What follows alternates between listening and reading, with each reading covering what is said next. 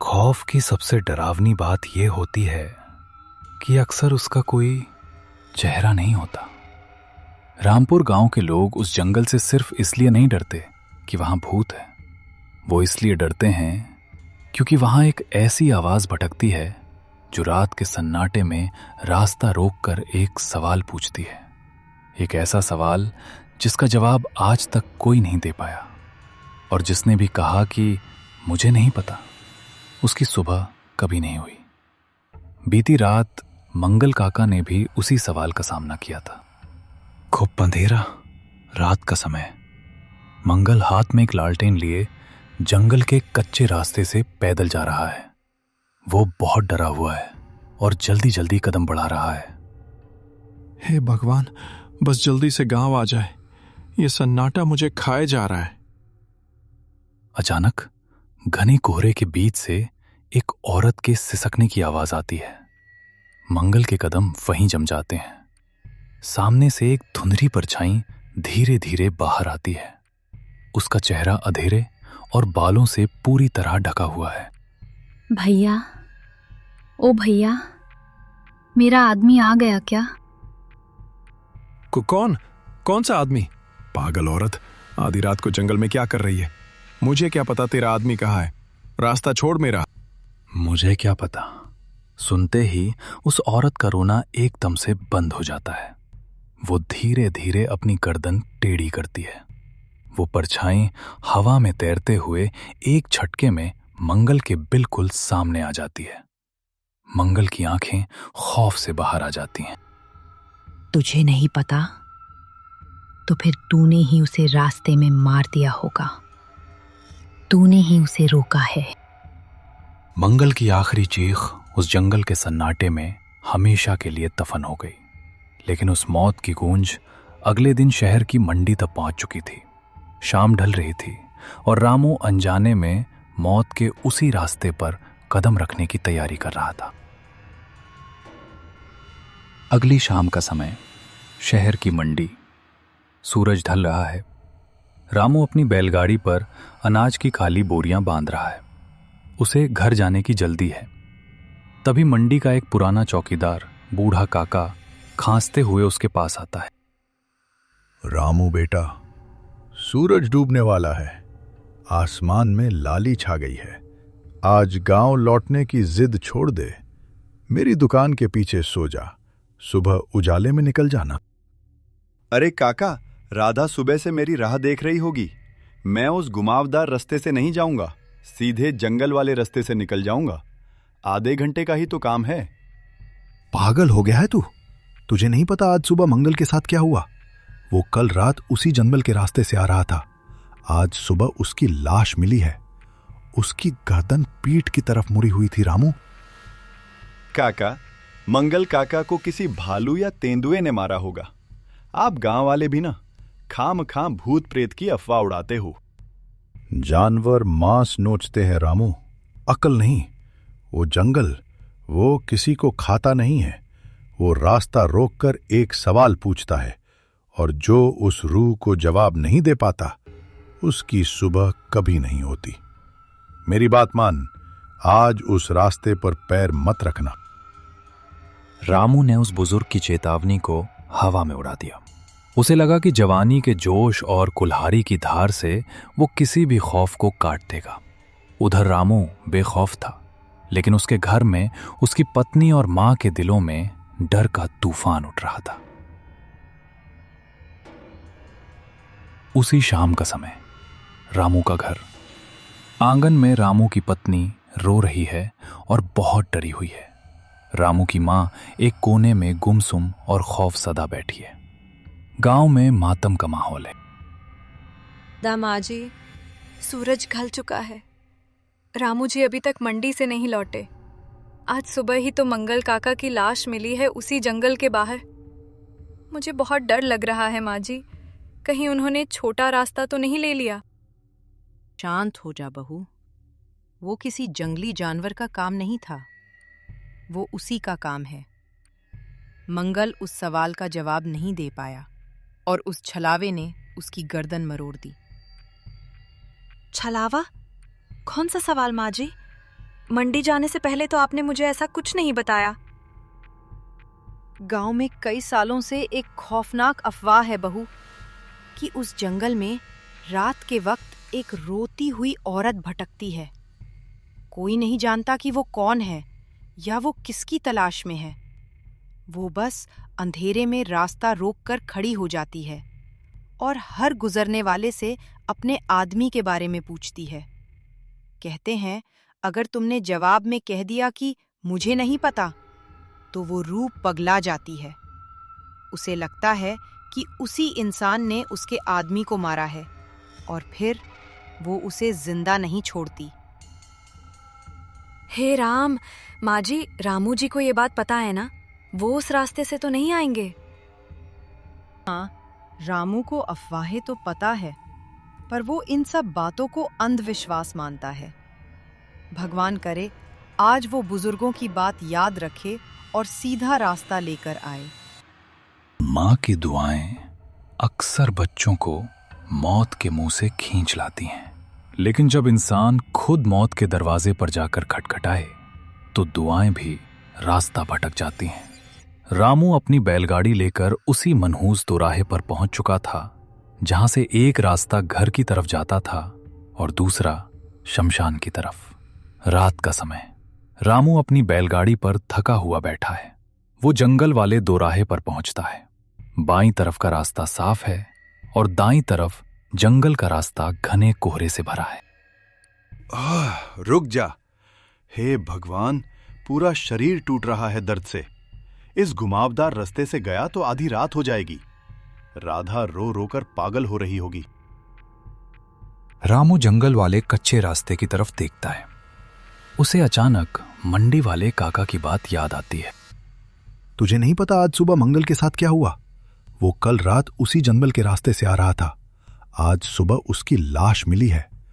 उसकी गर्दन पीठ की तरफ मुड़ी हुई थी। रामू, बुढ़ापे में काका का दिमाग सठिया गया है। मंगल काका को भालू ने मारा और नाम भूत का लगा दिया। भला जंगल भी कभी सवाल पूछता है? मेरे पास ये 2 तगड़े बैल हैं और हाथ में कुल्हाड़ी। आधे घंटे में पार कर लूंगा ये जंगल। रामू बैलों की रस्सी जोर से मारता है। बैल कोहरे की तरफ जाने से कतराते हैं, पर रामू उन्हें जबरदस्ती हाँकता है। जैसे ही रामू ने अपनी बैलगाड़ी को उस घने कोहरे में मोड़ा, जंगल ने अपना दरवाजा पीछे से हमेशा के लिए बंद कर लिया। अब वापस लौटने का कोई रास्ता नहीं था।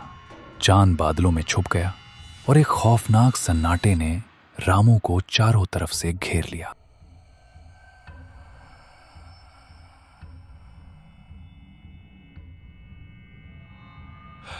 यहाँ इतनी ठंड क्यों है? और ये सन्नाटा, ऐसा लग रहा है जैसे हवा भी सांस नहीं ले रही। अचानक दोनों बैल एक झटके से रुक जाते हैं। उनके कान खड़े हो जाते हैं। वो आगे जाने के बजाय बुरी तरह डर कर पीछे हटने लगते हैं। बैलगाड़ी पीछे खिसकती है। क्या हुआ? कौन है सामने? जो भी है सामने आ। मेरे हाथ में कुल्हाड़ी है। कोहरे के बीच से वही धुंधली और भयानक औरत की परछाई बाहर आती है। रामू के हाथ से कुल्हाड़ी छूटकर जमीन पर गिर जाती है। उसका शरीर डर से बर्फ की तरह जम जाता है। भैया, ओ भैया, मेरा आदमी आ गया क्या? मैं कब से इंतजार कर रही हूं। क्या तुमने मेरे आदमी को देखा है? भगवान, मां सच कह रही थी। काका सच कह रहा था। ये वही छलावा है। अगर मैंने कहा कि मुझे नहीं पता, तो ये मुझे भी मंगल काका की तरह मार देगी। मैं इसे क्या जवाब दूं? तुम कुछ बोल क्यों नहीं रहे भैया? कहाँ है वो? तुम चुप क्यों हो?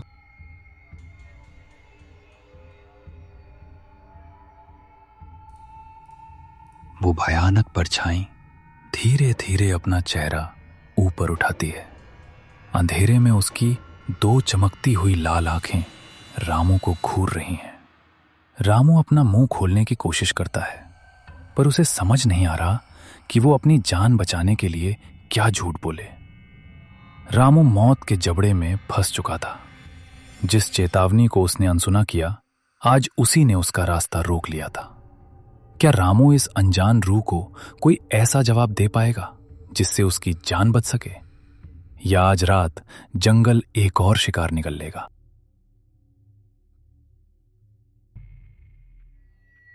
कहते हैं जब मौत सामने खड़ी हो तो इंसान का दिमाग या तो पूरी तरह सुन्न हो जाता है या फिर जान बचाने के लिए कोई ऐसा रास्ता निकालता है जो मौत से भी ज्यादा खतरनाक होता है। रामू के सामने उस जंगल का सदियों पुराना खौफ खड़ा था। वो एक ऐसा जवाब मांग रही थी जो रामू के पास नहीं था। अगर वो चुप रहता तो उसकी गर्दन भी मंगल काका की तरह मरोड़ दी जाती, और अगर वो सच बोलता कि मुझे नहीं पता, तो भी वो जिंदा नहीं बचता। उस रात रामू ने अपनी जान बचाने के लिए एक ऐसा दांव खेला जिसने उस अनजानी रूह के कहर को पूरे गांव की तरफ मोड़ दिया। तुम चुप क्यों हो?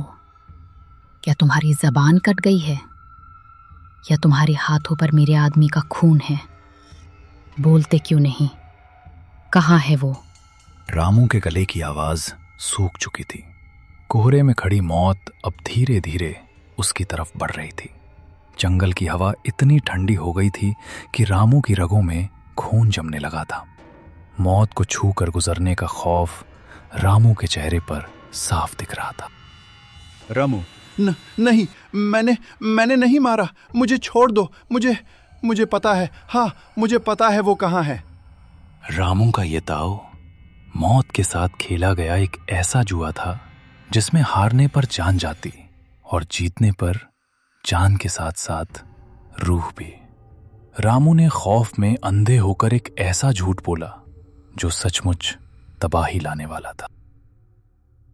वो गांव के बाहर जो पुराना शिव मंदिर है ना, खंडहर वाला, वो वही है। उनके पैरों में बहुत गहरी चोट लगी है, वो चल नहीं पा रहे हैं। उन्होंने ही मुझे भेजा है ताकि मैं गांव से किसी वैद्य को बुला लाऊं। आप वहीं चली जाइए। पुराने मंदिर के पास मेरा आदमी दर्द में है। अगर तूने मुझसे झूठ बोला है इंसान, तो मैं तुझे पाताल से भी ढूंढ निकालूंगी। वो औरत एक भयानक और दर्दनाक चीख मारती है। कोहरा एकदम से गोल घूमने लगता है और वो परछाई हवा में उड़ते हुए गांव के उस पुराने मंदिर की दिशा में गायब हो जाती है। रामू को लगा कि उसने मौत को चकमा दे दिया है। बिना एक पल गवाए उसने अपनी कुल्हाड़ी उठाई और अपने बैलों को पूरी ताकत से हाँका। रामू, भागो यहां से शेरों! बैलगाड़ी पूरी रफ्तार से उस अंधेरे जंगल से बाहर की तरफ भागती है। कैमरा आसमान की तरफ जाता है जहां काले बादलों के पीछे से आधा चांद निकल आता है। जंगल तो पीछे छूट गया था, लेकिन रामू अपने साथ जो खौफ लेकर आ रहा था वो बैलगाड़ी की रफ्तार से भी तेज था। उधर घर पर राधा और रामू की मां की आंखों से नींद कोसों दूर थी।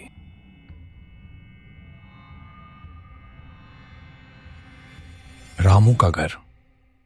रात का समय। आंगन में रामू की पत्नी रो रोकर बेहाल है। सास दरवाजे के पास खड़ी बाहर झांक रही है। तभी बाहर बैलगाड़ी के रुकने की तेज आवाज आती है और बैलों के जोर जोर से हांफने की आवाज आती है। रामू जी, आप आ गए। हे भगवान, तेरा लाख लाख शुक्र है। इतनी रात हो गई, मेरी तो जान ही निकल गई थी। पर आपके कपड़े इतने पसीने से क्यों भीगे हैं? रामू का शरीर आंगन की चौखट पार करते ही जवाब दे गया। उस छलावे ने उसकी सारी ताकत निचोड़ ली थी। खौफ के मारे उसका चेहरा कागज की तरह सफेद पड़ चुका था। वो लड़खड़ाता हुआ आंगन में गिरा। रामू, बेटा क्या हुआ तुझे? तेरा शरीर बर्फ की तरह ठंडा क्यों पड़ा है? और तेरी आंखें, तू इतना डरा हुआ क्यों है? रामू, माँ, आपने सच कहा था माँ। मंगल काका को भालू ने नहीं मारा था। वो उसी रास्ते पर थी।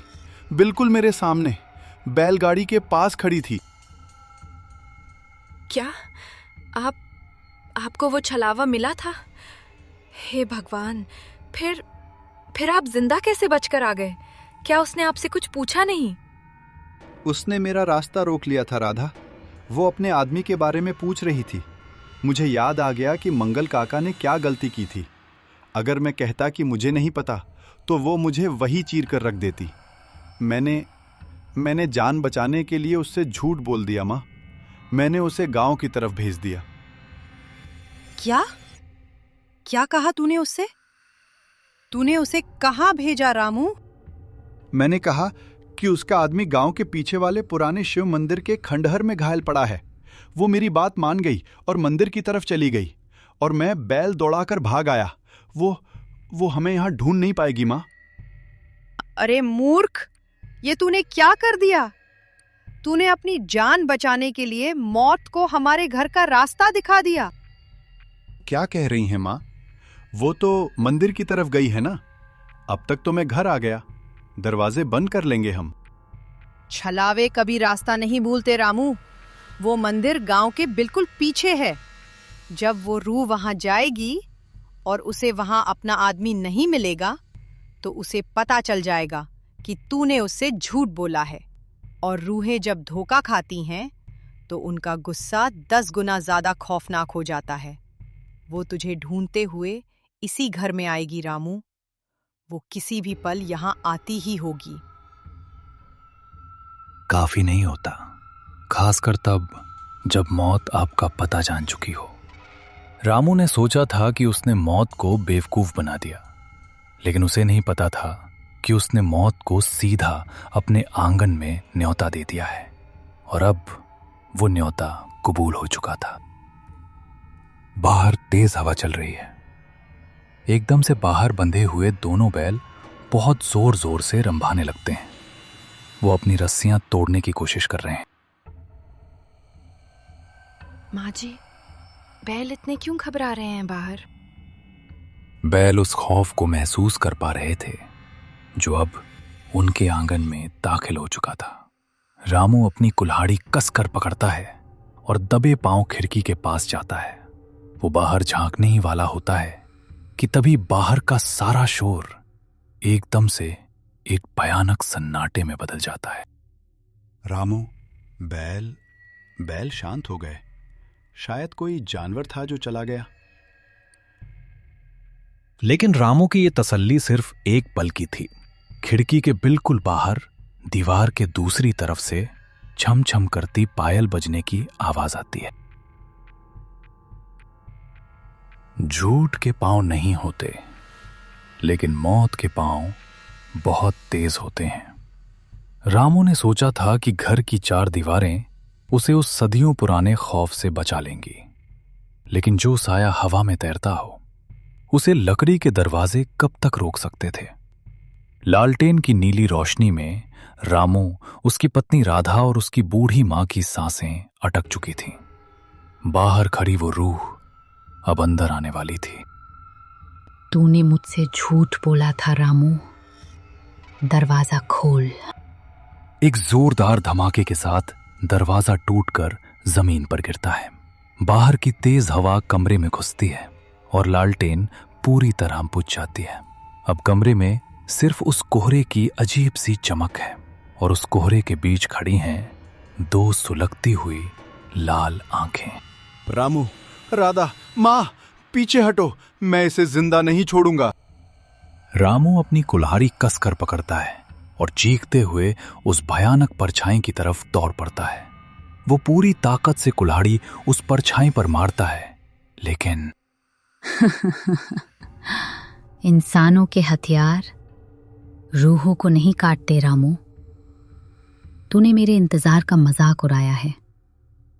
अब तू मंगल की तरह हमेशा के लिए सोएगा। वो खौफनाक परछाई हवा में झपटती है और रामू की गर्दन अपने सड़े हुए ठंडे हाथों से जकड़ लेती है। रामू हवा में उड़ जाता है। उसकी आंखें बाहर आने लगती हैं और वो तड़पने लगता है। छोड़ दो उन्हें, भगवान के लिए उन्हें छोड़ दो, मेरी मां गुजर जाएगी।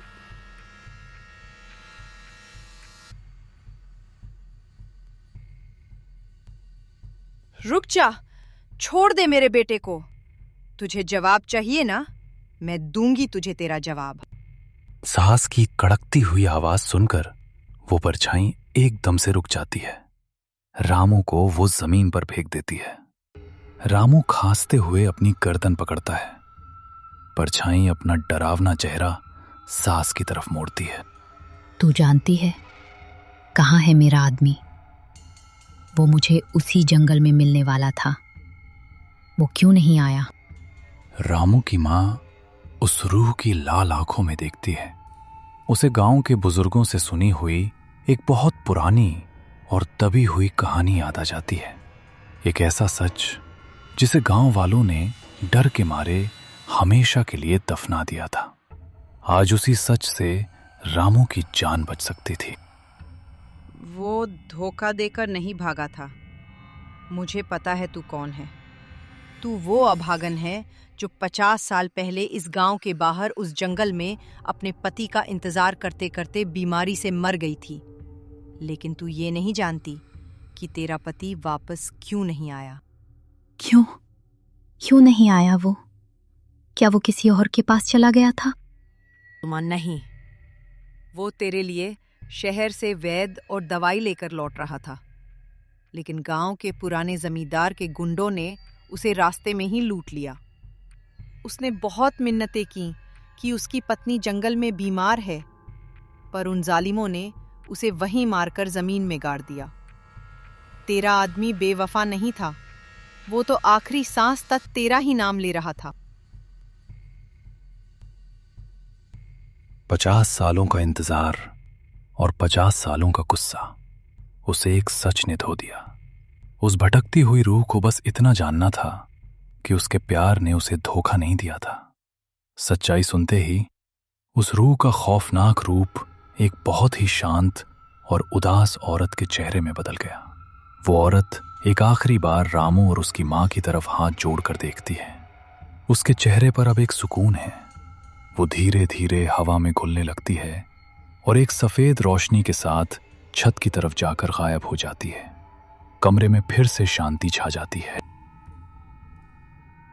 रामू, वो चली गई माँ, हमेशा के लिए चली गई। हाँ बेटा, झूठ और वहम इंसान को भटकाता है, लेकिन सच मौत को भी आजाद कर देता है। उस रात रामू ने यह सीख लिया कि मौत से चालाकी नहीं की जाती, और रामपुर गांव के उस जंगल से वो खौफनाक कोहरा हमेशा के लिए छट गया। वो रूह तो आजाद हो गई, लेकिन याद रखिएगा, अगर आप कभी किसी सुनसान रास्ते से गुजर रहे हों और अंधेरे से कोई आवाज आपको पुकारे, तो भूल कर भी पीछे मुड़कर मत देखना, क्योंकि हर कहानी का अंत इतना अच्छा नहीं होता।